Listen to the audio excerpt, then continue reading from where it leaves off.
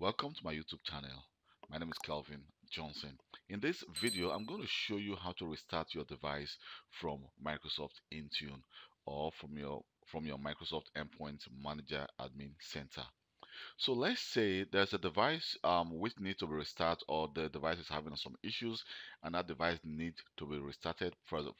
Just let me give you an example. Maybe it's a device you have been trying to work on a specific project on, or you are trying to install a software on that device, and you want to restart that device from Microsoft Intune. So here, if I click on that device, you can see that we have different options here to retire, wipe, delete, and we can also restart that device.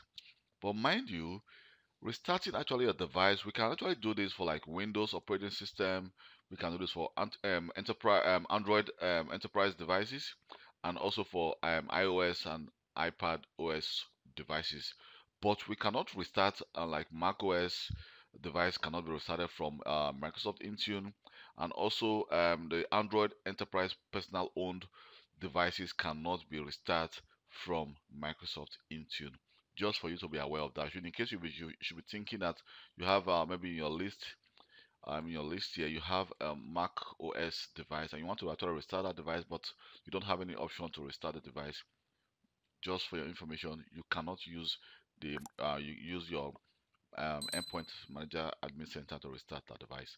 So if I go to my W001 here and I click restart, it says, "Are you sure you want to restart this device? User will not be automatically notified of the restart and might lose unsaved work." So let me just click restart.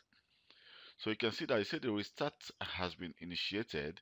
So let me go to my W001 account. So here you can see that right now we are not seeing anything on the screen.